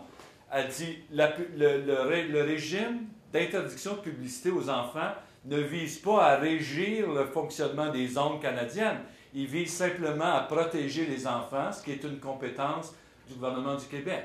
Alors, si chacun... Il y a un principe de subsidiarité. Hein? Les Européens ont beaucoup développé ça. Puis la Cour suprême, dans un arrêt célèbre là, en matière d'environnement, la ville d'Hudson qui avait adopté un règlement municipal pour interdire l'épandage de pesticides sur son territoire. Puis il existe une loi fédérale sur les pesticides. Alors la compagnie avait dit Spraytech, la compagnie Spraytech avait dit non, hey, là, les municipalités n'ont pas d'affaires là-dedans. Ça relève du fédéral. Il y a une loi sur les pesticides, c'est une loi fédérale. La Cour suprême a dit non. A dit la municipalité a compétence, pas pour régir le pourcentage de tel poison qu'il va y avoir dans le pesticide. Ça relève du fédéral. Mais l'application sur le territoire, la protection du territoire, ça, c'est une compétence de la municipalité. Chacun chez soi, le principe de subsidiarité. Celui qui est le plus près des citoyens, le mieux en mesure de résoudre le problème, devrait le faire. Historiquement, quand vous épluchez la jurisprudence constitutionnelle, vous avez des périodes. La jurisprudence a beaucoup évolué. Vous aviez une période où, dès qu'il y avait une contestation entre une loi provinciale ou un règlement municipal, puis une institution fédérale, la prépondérance fédérale s'appliquait, puis c'était automatique. Aujourd'hui, les juges sont plus pondérés. Ils disent, mais là, il faut faire attention. Qui est le mieux en mesure de résoudre le problème? Est-ce que, par son intervention, la municipalité est un obstacle opérationnel à l'institution fédérale? Si oui, c'est ultra-virage, tu n'as pas le droit de le faire. Mais si elle s'applique à l'institution fédérale comme à toute autre institution et que ça vise non pas à régir le pétrole, puis l'exploitation, puis le pipeline, puis où est-ce qu'il va passer, mais simplement à protéger l'eau, bien là, c'est demeure de sa compétence de le faire. Oui, on parlait de société de droit, puis moi, je vous écoute depuis tantôt, puis auparavant, on sait que le citoyen n'a pas beaucoup de place dans ce processus décisionnel-là. Et moi, je me demande si, à terme, éventuellement, ça ne deviendrait pas pertinent d'organiser une désobéissance civile de masse pour aider ce mouvement-là à gagner quelque chose. Bien, écoutez, moi, je pense que la mobilisation citoyenne est la synergie entre les élus municipaux et les comités de citoyens dans la question des gaz de schiste, ça a été l'élément magique de la recette. Nous, notre collectif juridique, des fois, les comités de citoyens nous appelaient et disaient « Ouais, mon maire, il veut rien savoir, puis viens donc, il me battre les fesses, autrement dit, là, viens donc le compte du... » Non, nous, on ne s'occupe pas de ça. Nous, on attend. Si les citoyens et les élus sont d'accord pour faire quelque chose, on va y aller. S'ils ne veulent pas, ce n'est pas à des intellectuels de Montréal de venir dire au maire de telle ville comment il doit gérer sa municipalité. Bon, alors, cette synergie-là entre les citoyens et les élus, c'est une solution gagnante. Moi, je pense que la mobilisation citoyenne a fait reculer le projet du Sirois, la montagne d'Offord. Il y a plein d'exemples où la mobilisation citoyenne, avec l'appui des élus, a fait en sorte de faire reculer le gouvernement. Évidemment, là, on a un gouvernement qui est particulièrement pro-pétrole à Ottawa. Il y aura des élections en 2015. Quel sera le portrait politique à cette époque-là? J'en sais rien. Chose certaine, écoutez, je disais tantôt qu'au pessimisme de l'intelligence, il faut opposer l'optimisme de la volonté. Je pense que c'est ça. Il faut que les citoyens s'engagent, puis essaient de convaincre leurs élus, essaient de faire le rapport de force le plus consistant possible pour que la voix des citoyens soit entendue. Mais il n'y a pas de garantie, ça c'est certain. Est-ce qu'il faudra aller à ce que vous dites comme moyen? Aux citoyens, là-dessus, votre opinion vaut la mienne. Je n'ai pas plus de compétences que vous. Okay. Il y a beaucoup de mains qui se sont levées. Là. Il y avait monsieur, madame, je vous ai vu, là. Il y a madame là aussi. Donc, monsieur. Vous avez une publicité sur une réglementation pour protéger les sources d'eau. À partir du moment où quelconque citoyen d'une municipalité envoie une mise en demeure à la municipalité pour les aviser en vertu de tout ce qu'on peut estimer des risques ou des dangers de contamination.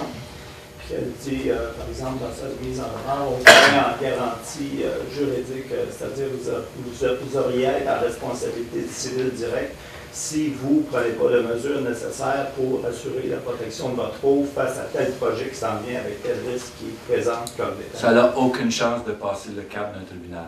Aucune. Aucune.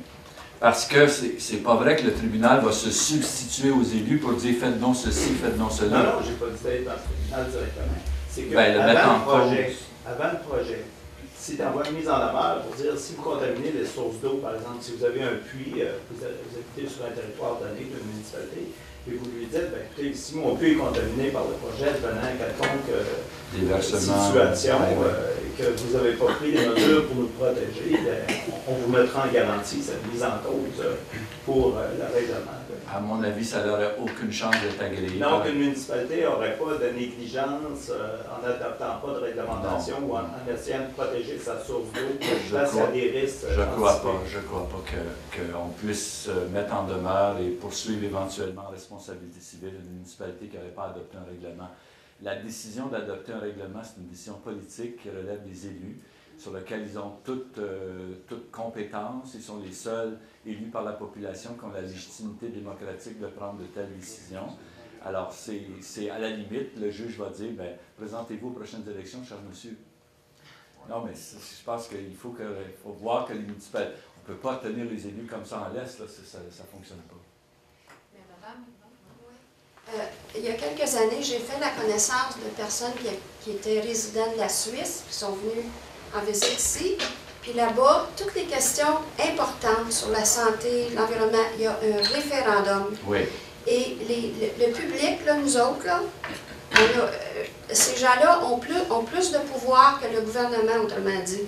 Fait que comment on fait, ou est-ce qu'on devrait faire, mettons qu'on ferait un référendum, et puis que la population de toute une région, là, disait, nous autres, là, Harper, on n'en veut pas. On ne veut pas que ça passe chez nous.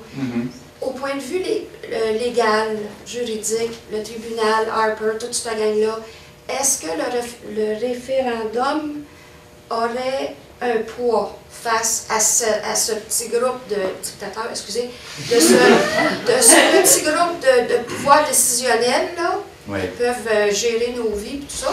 Est-ce que le référendum aurait un poids, point de vue juridique? Il y a un poids moral et politique indéniable. Il n'y a pas de poids juridique comme tel. On ne peut pas s'appuyer sur les référendums d'initiative populaire comme on a en Suisse, où là, c'est constitutionnalisé, c'est dans la Constitution suisse. Alors, on n'a pas ça au Canada, là.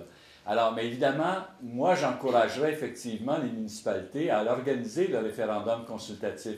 La ville de Kitimat, en Colombie-Britannique, vient d'en tenir un la semaine dernière, et ça a montré, à tout le moins, ça montre au gouvernement qu'il n'y a pas d'acceptabilité sociale. Et dans toute logique de développement durable, la question de l'acceptabilité sociale est un élément fondamental. Jusqu'à quel point est-ce que ce serait de nature à influencer le cabinet fédéral qui, lui, a la compétence constitutionnelle de dire oui ou non à un projet, évidemment, là, mais c'est un poids politique qui peut être considérable. Si effectivement les 70 municipalités adoptaient un référendum, faisaient un référendum, puis qu'un peu partout les citoyens s'objectaient, c'est un signal fort qui est envoyé à nos décideurs politiques, mais ça n'a pas de contrainte, juridique. Puis juste un petit, question A, entre parenthèses. Comment on fait pour organiser un référendum? On va voir les élus de nos régions, comment on s'y prend? La loi sur les référendums, les élections et les référendums dans les municipalités contient une série de dispositions qui prévoient les mécanismes par lesquels une municipalité peut tenir un référendum, qui est habilité à voter, etc. Donc, il faut demander à ces élus municipaux d'organiser une telle consultation, si vous le jugez approprié, et évidemment, la municipalité demeure libre de l'organiser ou pas. Mais effectivement, il y a des mécanismes, c'est déjà tout prévu dans la loi sur les élections et les référendums dans les municipalités. Oui, j'avais une question. Moi, j'ai l'impression à vous écouter que peut-être que je me trompe, j'ai l'impression que les entreprises justement, quand ils s'affilient au gouvernement, ont plus de droits que le citoyen comme tel. Je me demande, moi, si j'allais pogner des bidons d'essence puis que je foutais ça dans la phréatique de mon village, est-ce que je me ferais arrêter par la police et est-ce que je ferais de la prison? Puis une entreprise qui le fait, j'ai l'impression que non seulement elle a plein de millions pour se défendre que moi j'ai pas, mais j'ai l'impression qu'elle a plus de droits qu'un être humain. Oui, bien, écoutez, en matière pénale, en matière criminelle, pour être condamné, ça prend deux choses. Ça prend l'actus reus, c'est-à-dire l'acte, vous avez commis l'acte, et ça prend le mens rea, vous aviez l'intention de le faire. Alors, évidemment, une société pépinière peut dire, moi, j'ai pris toutes les mesures raisonnables possibles pour pas que ça arrive, j'ai mis en place des mécanismes de surveillance, j'ai fait ceci, j'ai fait cela. Bon, est-ce que les corporations ont plus de pouvoir que les citoyens ordinaires dans les lois? Oui, c'est un fait. C'est un fait parce que dans nos sociétés, les lois ne sont pas au-dessus des conflits économiques et des intérêts économiques, politiques, culturels, etc. qui existent. Une société démocratique, c'est un ensemble de blocs qui s'entrechoquent, où la lutte des intérêts existe toujours. Et le gouvernement prétend être, à tout le moins, l'arbitre neutre de ces conflits-là. Bien évidemment, il y a des lobbyistes, par exemple, en matière pétrolière et gazière, à l'Assemblée nationale à Québec, il y a 40 lobbyistes à plein temps qui travaillent pour ces sociétés-là, qui tentent d'inviter nos élus à luncher, puis vont t'expliquer vraiment mon projet, tu vas bien comprendre. Alors, mais là, on est plus dans l'analyse sociologique ou politique de la société que strictement sur le plan juridique, là. Alors, en ces matières, votre opinion vaut la mienne. C'est vraiment une petite question. C'est quand la date que le projet va être accepté puis que les municipalités ne peuvent plus vraiment faire rentrer leur loi? Bien, le projet devrait être présenté quelque part, on nous a dit, à peu près à la mi-2015. Donc, il nous reste à peu près moins d'une année, d'après moi, pour essayer là, de travailler ces questions-là. À peu près une année. À partir de là, le projet va être... Là, actuellement, il y a des négociations possibles. Ils nous ont dit, M. Van Poep, là, le vice-président de TransCanada, il a dit oui, on est ouvert à des négociations, il y a des possibilités de modifier des trajets, c'est encore possible. Mais là, quand, en même temps, il nous a mis en garde en disant, bien là, Si vous nous dites que vous n'en voulez pas chez vous, mais là, dites-vous bien que l'autre chez qui on va aller passer va nous dire la même chose. Fait que là, il va bien falloir à un moment donné arbitrer entre les demandes contradictoires qu'on risque d'avoir. Et on va le faire en fonction de... Puis là, il nous a donné une série de critères. On veut que ça soit le moins menaçant pour l'environnement. On veut que ça... Mais évidemment, il y a des critères économiques. Là. On ne veut pas non plus faire des zigzags avec la ligne. On veut aller le plus droit possible.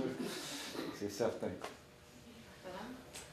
Vous avez dit que la compagnie était bien d'accord, officiellement, de se soumettre aux audiences d'un bac. Oui. Par contre, au bout de la nouvelle, il y aurait des relevés sismiques qui seraient à veille de se faire au lac de Coca-Cola. Alors, j'aimerais voir la logique en arrière de ça. Pourquoi est-ce que ce ne serait pas soumis ça aussi à l'ensemble d'un paquet d'actions que la compagnie a fait pour exploiter, etc.? Oui, je dois vous dire que je n'ai pas examiné du tout la question. Je l'ai entendu comme vous, là, qu'on allait procéder.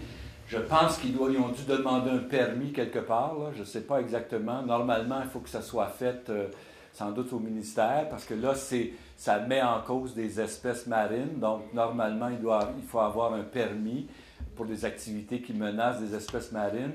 Est-ce que Pêche et Océan Canada les a autorisés? Ça, c'est un aspect que je n'ai pas regardé. C'est trop récent, mais je n'ai pas pu en prendre compte. Donc, je ne suis pas en mesure de vous éclairer vraiment par rapport à ça. Mais vous avez raison de soulever l'interrogation de quand on veut être très transparent, on ne commence pas à mettre les gens devant les faits accomplis, alors que ça risque d'avoir des conséquences importantes là, sur la faune, c'est certain. Il y avait aussi une autre question que vous parliez tout à l'heure, lorsque c'était les frais légaux qui vont être engendrés dans un litige, est-ce que ça pourrait être mis ça, dans le document, dans le projet, comme de quoi que c'est les pétrolières qui vont défailler les frais s'il n'y a jamais un problème dans ce sens-là? C'est peut-être un peu risqué d'aller jusque-là, dans la mesure où, effectivement, la règle au Canada, c'est plutôt que chaque partie assume ses frais sous réserve des dépens qui, eux, vont être distribués par la Cour en fonction de la bonne foi des personnes, etc. Je vais prendre, comme dirait un diplomate chinois, je vais noter votre question, puis on va soumettre ça au collectif des juristes. On va essayer de voir qu'est-ce qu'on pourrait faire dans un cas comme celui-là. C'est un élément sur lequel on n'avait pas réfléchi. Monsieur ici, madame. Est-ce qu'au point de vue juridique, est-ce qu'un citoyen, dans le cas où un pipeline passe à une certaine proximité de sa demeure, peut demander légalement une compensation? Parce qu'on s'entend que la valeur d'une maison va diminuer, ou du moins l'intérêt de l'achat va être grandement diminué du fait qu'il y a un pipeline qui passe à une certaine distance de chez lui. Je ne sais pas si la municipalité peut se baser là-dessus, étant donné que ça va avoir un impact sur sa valeur foncière de son territoire. Bien, ça, c'est un élément très important. Dans les gaz de schiste, je parlais avec l'ancien maire de Mont-Saint-Hilaire. Eux sont jumelés avec Pittsburgh, en Pennsylvanie, qui est le cœur du développement des gaziers, là, du gaz de schiste. Et au début, Pittsburgh était super contente, la municipalité était super contente que c'est de l'emploi pour nos camionneurs, pour nos fournisseurs, pour nos restaurateurs, pour nos hôteliers, etc. Puis là, effectivement, ils s'arrachent les cheveux de la tête parce que l'assiette fiscale de la municipalité a fondu comme neige au soleil. Et là, ils sont devant le dilemme soit de réduire les services, soit d'augmenter le taux de taxation. Alors, ça a des conséquences là, du point de vue de la municipalité. Ce qui est prévu pour les individus et le domaine municipal, c'est qu'effectivement, il y a une compensation. Et il y a un mécanisme de négociation. La compagnie pépinière offre à la municipalité ou offre à la personne chez qui le pipeline va traverser son champ une compensation financière.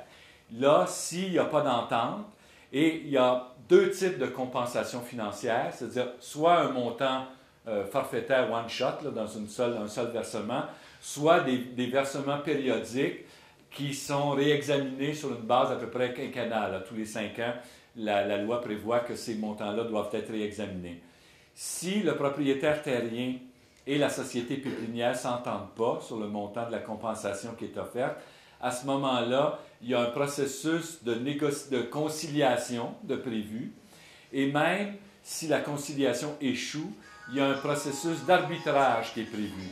Et dans le processus d'arbitrage, ça prévoit que si vous avez demandé l'arbitrage et que l'arbitre vous accorde un montant qui est équivalent à 85% de l'offre qui vous était faite, c'est vous qui allez devoir payer les frais de l'arbitrage. Si le tribunal vous accorde bien davantage que le 85 %, ce n'est pas à vos frais. Donc, il y a une espèce de mécanisme de blocage pour faire en sorte que les gens systématiquement ne demandent pas l'arbitrage.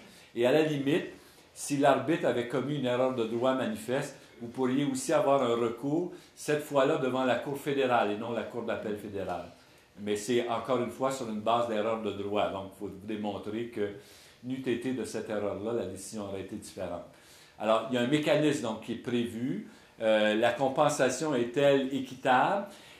Moi, je pense que la plupart des gens qui ont subi des pipelines, le conseil qu'on leur donne, c'est de se regrouper pour négocier. Parce que si même les municipalités, à mon avis, les 70 municipalités, pourraient se regrouper pour négocier avec TransCanada des compensations qui seraient appropriées aux conséquences qui peuvent découler pour une municipalité. Mais si on y va, chacun son tour, bien évidemment, on n'établit pas un rapport de force. C'est la même chose pour les 2120 propriétaires terriens qui vont être traversés qui vont voir le pipeline passer sur leur terre. Parce qu'il faut bien savoir que vous n'avez pas le droit de passer avec vos machineries agricoles sur le pipeline sans l'autorisation de la compagnie, de la société pépinière. Alors, ça peut avoir des conséquences très importantes, non seulement du point de vue des rendements agricoles, parce qu'on va tasser la terre, puis il va y avoir un bouleversement, il faut que ça prenne de la machinerie lourde pour installer l'installation. Mais en plus, après, vous ne pourrez pas passer par-dessus sans l'autorisation de la compagnie. Alors, à moins que ça soit une route, puis là, effectivement, dans ce cas-là, la compagnie pépinière prévoit le passer plus profondément, parce qu'en territoire forestier en particulier, le pipeline est à 0,9 m dans le sol. Donc, à mon avis, ça implique que le gel et le dégel, là, ça va shrinker, comme disent les Anglais. Là. Il va se passer quelque chose avec le pipeline. Alors, ça aussi, c'est un risque assez considérable. Et je pense que Kay pourra nous en parler. En fait, sur la question forestière, c'est important dans ce coin-ci, c'est que TransCanada, quand on les a rencontrés avec la MRC de Lillet, était très clair à l'effet que la machinerie ne passera pas là où le pipeline passe. Exact. C'est-à-dire que si tu t'entends pas, si les propriétaires ne s'entendent pas au départ sur où est-ce que ça va passer, ben, ils vont être pognés avec des bouts de forêt où les gens ne pourront pas passer sur leur propre territoire avec leur machinerie. Oui, exact. C'est prévu nommément dans la loi sur l'Office national de l'énergie. On ne peut pas passer sur un pipeline sans l'autorisation de la société pépinière. Il y avait une question, oui, depuis longtemps? Quelques questions. Mais justement, je voulais faire un lien avec la protection du territoire agricole. Il faut faire attention, ça a double tranchant si on dit qu'on ne veut pas que ça passe sur les terres agricoles parce que il semblerait que ce qui peut arriver, c'est qu'au lieu de passer sur le territoire agricole, on va passer le pipeline à côté dans la forêt, finalement. On va raser du milieu naturel et on sait que l'emprise ne pourra pas être régénérée, ça va demeurer toujours dégagé. Donc, entre passer sur le territoire agricole puis la forêt, c'est peut-être mieux. Il tasse la terre. Entre le cancer et la crise cardiaque. Je veux dire, s'il pourrait en avoir un, idéalement, il n'y en aurait pas. Mais s'il pourrait en avoir un, tant qu'à moi, pour faire sa terre agricole, là, on est en train de dire qu'il faut demander la permission pour que la machinerie passe dessus, mais ça m'étonnerait bien gros que la machinerie ne puisse pas passer sur les terres agricoles. D'après moi, c'est assez automatique qu'ils ont le droit. Ben, le contraire est prévu dans la loi, en tout cas. Sur la terre agricole? Oui, un propriétaire agricole ne peut pas passer avec l'équipement agricole, les équipements lourds, au-dessus de l'emprise du pipeline. C'est ce que la loi prévoit. Je pourrais vous donner la référence précise si vous voulez. Là. Je ne l'ai pas par cœur, mais j'ai la loi ici, puis je peux vous le retrouver rapidement. Autre point par rapport au dépôt du projet, vous mentionnez mi-2015. Alors que j'ai eu vent d'un début. Je me demandais est-ce qu'ils peuvent commencer le projet, commencer à déboiser avant le dépôt du projet, parce que j'ai plutôt eu vent du début 2015 pour le début du déboisement. Oui, enfin, là, il faudrait que je vérifie ce que l'information qu'on nous a transmise. Je vais pouvoir, à partir de l'exposé qui a été fait par la société, vous dire exactement leur échéancier.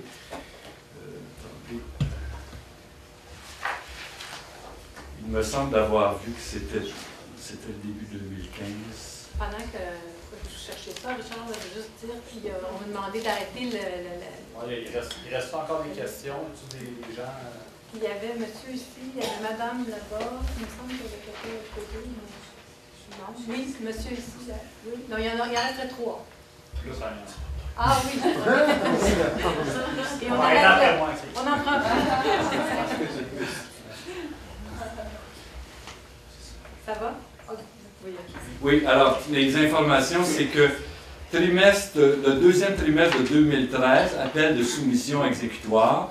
Mi-2014, demande déposée auprès des organismes de réglementation. Et quatrième trimestre de 2015, approbation réglementaire finale. Donc, il prévoit que l'Office national va rendre sa décision dans le quatrième trimestre de 2015. Et il prévoit la mise en service du pipeline en 2018. Donc, la construction s'étendrait de 2016-2017. Ça prendrait 2 ans. J'imagine qu'ils doivent y commencer en Alberta, puis ils s'en viennent tranquillement. Alors peut-être qu'ici, on aura quelque chose comme 2017. Et fin de 2018, mise en service et oléoduc en service jusqu'à la ville de Saint-Jean. Alors il prévoit finir effectivement à la fin de 2018, tout le pipeline serait en opération. C'est les chiffres que TransCanada a donnés. Oui, c'est peut-être possible, là, mais c'est clair que le processus de l'Office national de l'énergie prend un certain temps.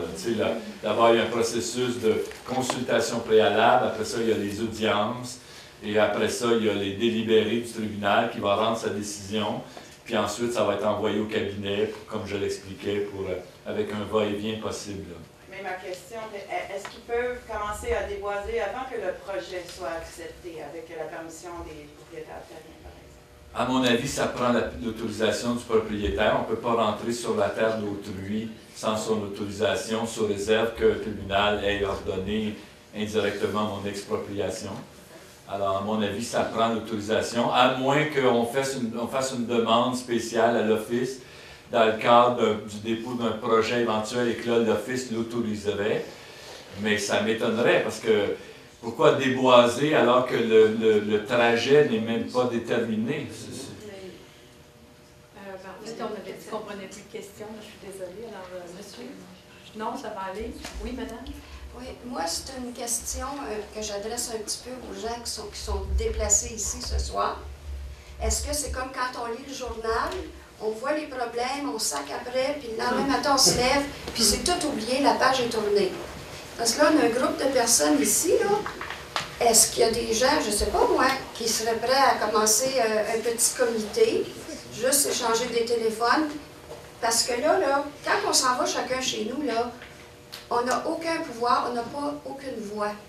Mais quand il y a des gens qui sont intéressés au même sujet, s'ils veulent commencer un tout petit groupe, 1 heure par mois, je sais que si vous trouvez 1 heure par semaine pour regarder le hockey, vous pourriez trouver 1 heure par mois pour vous politiser.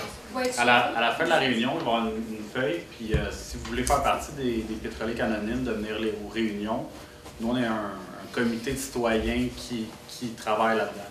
Justement, c'est nous qui organisé. Merci. Merci quand même de le dire, parce que moi j'applaudis la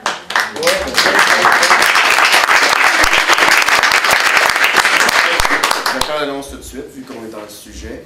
Il va y avoir une pétition à l'arrière, et c'est là-dessus que vous allez pouvoir signer. Ceux qui sont intéressés à recevoir de l'information des pétroliers, vous pourrez aussi juste cocher à côté sur en dessous de l'étoile avec votre adresse courriel, et nous, on va pouvoir vous ajouter sur notre liste à ce moment-là. Et on va avoir la semaine prochaine, le 1er mai, donc jeudi 1er mai, ici même, 19h30, une conférence sur la stratégie citoyenne. Les citoyens qui sont intéressés à s'impliquer, mais qui ne savent pas nécessairement comment, peuvent venir à cette conférence-là, c'est gratuit. Et une formation à l'action citoyenne du 16 au 18 mai, qui va se trouver au Cégep. Inscription en ligne au site de Geneviève, une fois c'est gratuit. Et c'est vraiment l'action citoyenne, on va avoir plusieurs échanges, on va apprendre les artisanats militants comme des marionnettes géantes, c'est très festif, mais aussi de la stratégie et l'action. Tout ça, c'est disponible pour ceux qui veulent avoir des ressources pour s'impliquer et qui ne savent pas encore comment faire, parce qu'ils n'ont pas vraiment fait ça encore avant. On peut passer par là. 27 avril. Hein? 27 avril. Oui, 27 avril? Oui, il y a plein d'activités. On a le 27 avril une conférence de Kim Cornelissen à 14h, mais avant ça, à 11h, on a une manifestation. On a une manifestation à Kakuna, puis c'est en ligne pour avoir quand même pas mal de monde. Déjà sur l'événement Facebook, on a 100 personnes d'inscrites qui disent qu'ils vont être là, 80 qui disent qu'ils vont peut-être On va être être là. valide. C'est Facebook, c'est pas un indicateur nécessairement précis, mais quand même, c'est vraiment bien démarré. On invite les gens à se présenter là, habillés en blanc, comme les belugas qui sont en danger à cause des géophysiques qu'on dit maintenant, apparemment. Et, ou alors en noir, si en blanc c'est trop compliqué, habillez-vous en noir pour porter le deuil avec nous, les pauvres belugas qui sont au bord de l'extinction. Alors, on a plein d'autres activités. On vous invite à regarder notre site internet genevieve.org pour connaître la liste de nos activités au complet. Ou alors genevieve.org. Genevieve, ça s'écrit comme jeune, pas de E, avis, comme un avis. Puis c'est fait genevieve.org. Ou alors allez voir sur le magazine de la Rumeur du Loup qui est gratuit, disponible partout dans le coin. Puis toutes nos activités sont à l'intérieur. Je veux juste dire, mettons qu'il y a des gens qui sont pas vraiment réalisés, qui sont pas habités, qui veulent pas être dans des comités, puis ça ne fit pas. Allez-y avec vos talents. Tout est bon. Moi, je perds des poils. Tout est bon pour parler d'environnement. Le monsieur, là, il est dans le droit, ben, il met son talent à profit de l'environnement. Des fois, on s'arrête, on dit « Ah, c'est trop compliqué, c'est trop dur », mais on a tous un pouvoir, on a tous des talents, puis on veut tous protéger la planète à notre face. Moi, j'avais vu une petite vidéo en ligne que j'avais trouvé super intéressant à ce niveau-là, où c'est que ça racontait que tous nos talents sont utiles effectivement quand on veut s'impliquer. Et on voyait une personne qui cuisinait, puis qui disait « Ah, moi je sais cuisiner, fait que je peux apporter quelque chose à manger aux gens qui manifestent, ou aux gens qui bloquent quelque chose, ou aux gens qui sont juste dans une réunion. » Voilà. Il y a toutes ces choses qu'on peut faire. Il reste une question, je ne sais pas si vous une question, non. On va avec une dernière question, puis ça. Si vous avez d'autres questions, vous pourrez en jaser. La pétition, tu n'as pas dit c'était quoi? Ah, bah oui, j'ai mettu une pétition contre le projet de Néoduc Énergie Est. Le projet de Néoduc Énergie Est, transporteur, etc. On est contre. C'est quand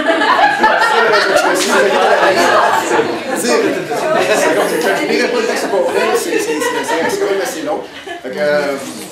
C'est contre. C'est qui l'a fait, la pétition? C'est qui l'a. C'est pas équitable, non, non. L'équitable, c'est contre les sables bitumineux, je pense. C'est pas écrit sur la feuille. Je ne sais pas qui a fait cette pétition. C'est-tu, François? C'est pas stop périodique. C'est pas des... c'est stop périodique. Les stop périodiques ont... Il nous a apporté la part de stop périodique. Nous, on la partage. On est contre le projet, fait qu'on est pour la pétition. Comme vous avez intéressé. Et ceux qui veulent avoir de l'information de notre part, ça va aussi être notre feuille pour vos informations de contact. Vous pouvez écrire votre courriel. C'était toi à côté pour nous dire je veux que vous m'envoyez des informations. On vous envoie toute l'horaire de nos activités, puis on vous invite à nos prochaines réunions aussi. Pardon? On a plusieurs feuilles. Sur la table, c'est important où il y avait le buffet là, avec nos programmations, ceux qui n'en ont pas eu, vous pouvez les empocher. Il n'y a plus de buffet! Okay, on va faire juste la dernière question, et après on va... Oui, allez-y. La question, c'est que, c'est pas juste une question de management de gazoduc, de savoir, bon, l'environnement où tu es respecté, les citoyens. Là, on parle des affaires extérieures, on parle des relations internationales, on parle du commerce international. On va parler de la problématique des gaz à effet de serre, où des pays ont déjà adopté des mesures contre l'exploitation des sortes bitumineux, l'exploitation des gaz de schiste. Alors là, quand c'est rendu au cabinet du ministre, est-ce que la Chambre des communes se prononce, est-ce que le Sénat, c'est des questions majeures qui doivent être discutées publiquement. Parce que là, on parle d'une orientation pour l'avenir.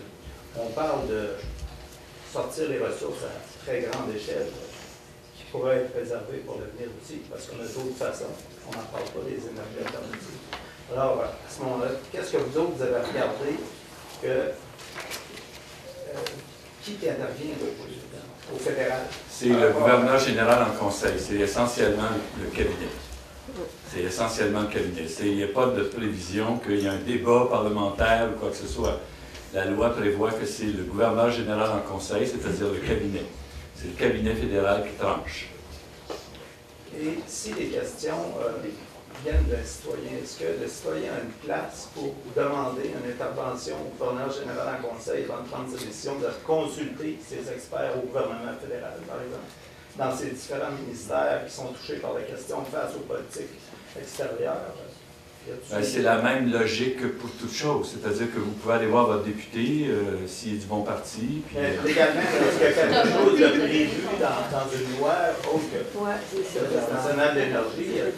Par exemple, on peut s'adresser à un exemple, en vertu de l'article 22 au vérificateur général du Canada, où on se pose de sérieuses questions. Donc, toutes ces questions-là, on les amène. Le vérificateur va les faire cheminer directement à chaque ministre qui a un délai très précis pour répondre. Et on dit, à ce moment-là, nous, on a un pouvoir d'intervention directement au gouvernement fédéral. Donc, on ne peut pas dire qu'il n'y a pas de possibilité. Mais moi, je pose la question plus loin. Est-ce qu'il y a d'autres lois que celle du vérificateur général de l'article 22 qui permet aux citoyens de demander soit un débat public à la Chambre des communes, parce que ça, c'est possible aussi, et d'aller voir même jusqu'au Sénat, est-ce qu'ils peuvent étudier ce dossier-là, parce que ça déborde tellement juste une question de dire, bon, la compagnie veut passer un étude, on va envoyer du gaz, on fait du commerce, c'est plus que ça. À ma connaissance, il n'y a pas de procédure spécifique de prévu nulle part. Là. Il y a un processus politique qui existe, c'est certain. Les lois en matière d'évaluation environnementale ont été modifiées récemment pour restreindre de façon importante la capacité des citoyens d'intervenir. Et vous vous feriez sans doute répondre que si vous êtes un citoyen intéressé au sens juridique du terme, et que vos intérêts juridiques sont menacés, vous pouvez intervenir devant l'Office national de l'énergie en demandant d'être entendu. Et l'Office a un budget. Dans le Ligne and Bridge 9B, par exemple, ils ont dépensé 300 000 $ pour permettre à l'UPA, pour permettre à des groupes équitaires engagés, des spécialistes qui sont venus donner des opinions défavorables. Alors, il y a un mécanisme de consultation qui est prévu, qui a été limité, mais qui existe par rapport à ça. À ma connaissance, c'est le seul, outre le mécanisme politique, d'aller voir son député, c'est le seul mécanisme que je connais. Dernière question? Moi, ma question, c'est le pipeline, là, oui, ça peut couler puis polluer les nappes phréatiques. Mais moi, c'est vraiment le côté des changements climatiques puis de la production qui va doubler, tripler si le projet est accepté. Fait que je me dis que votre projet de loi que vous amenez, il n'y a pas moyen de le mettre encore plus sévère pour que l'entreprise fasse. Bien, finalement, on ne passera pas par le Québec parce que c'est trop sévère, ça va coûter trop cher, puis c'est sûr qu'il va y avoir des déversements, puis là, on ne veut pas payer pour ça, donc on va passer ailleurs. Il n'y a pas une façon de leur dire, avec des lois protégeant l'eau, les pousser vraiment pour que la compagnie se fasse, bon, ben, c'est trop pas rentable. On a essayé d'aller le plus loin possible, mais on n'est pas là pour faire dépenser de l'argent aux municipalités. Alors, on avait une obligation d'avancer prudemment et de ne pas développer des dispositions qui auraient fait plaisir aux environnementalistes, mais qui auraient coûté beaucoup de sous aux municipalités avec peu de chances de succès. On a essayé d'aller le plus loin possible à l'intérieur du cadre qui est celui de la loi sur les compétences municipales. Parce qu'on ne peut pas utiliser les municipalités. Si j'étais le gouvernement du Québec, probablement que là, j'aurais une marge de manœuvre plus importante pour mettre des obstacles. Mais malheureusement, la plupart des partis politiques sont en faveur du développement pétrolier. Donc, l'État québécois, je ne pense pas, va s'objecter à ça. De ce qu'on sait à date, en tout cas, qu'il n'y aura pas d'objection majeure. Alors, chacun est maître et roi dans son domaine, mais si on sort de ce domaine-là, on va se faire taper sur les doigts par les tribunaux. Alors, nous, on a voulu prendre une approche prudente. On est conscient que la petite flèche que nous mettons dans le carquois des municipalités, des citoyens, n'est pas le bazooka que certains environnementalistes auraient souhaité. Mais si on sort de notre champ de compétences, là, on ne veut pas faire de la contestation. On n'est pas là pour enrichir les avocats. C'est ça aussi qu'il faut être bien conscient. Oui, M. Richard. Juste dire deux mots. Je pense que ce qui est important de savoir pour les élus, les municipalités, c'est sûr que si on aurait des ailes pour aller partout dans les municipalités, ce serait plus rapide d'aller rencontrer tous les élus. Mais le fait qu'il y ait un bail, vous savez que les gazières sont à la bourse aussi. Automatiquement, la garantie, s'il y a des municipalités qui sont assez grosses pour imposer une garantie, mettons, de 10 millions, Puis on se ramasse, on a 1200 municipalités au Québec, on se ramasse avec 700-800 municipalités qui passeraient le meilleur scénario demain matin, un règlement.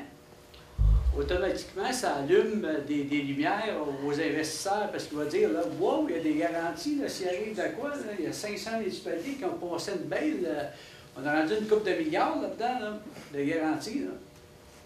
Ça peut changer la donne, c'est certain. Parce qu'à la bourse, l'investisseur va voir ça, tu es doué de mettre quelque chose, tu t'investis dans quelque chose, mais il faut que tu mettes une garantie. Je ne suis pas sûr qu'il va investir. Ça, c'est important. Puis en réalité, c'est de là l'importance de travailler avec les municipalités, parce que les municipalités, c'est eux autres qui sont au front tout le temps. Je sais qu'ils sont mal payés pour aller au front, mais on essaie d'être en arrière, puis de donner un petit coup de pouce. Et je pense que ça, c'est un élément essentiel, que si les municipalités passent le règlement, ça fait boule de neige au Québec, bien, je pense que c'est un incitatif, parce que la bourse, les investisseurs vont voir que c'est garanti-là. Quand on a une couple de milliards de garanties pour s'en aller sur un projet, ça peut faire changer la donne. Merci. Bon, ben, ça clôt notre conférence ce soir. On remercie Richard Langelier.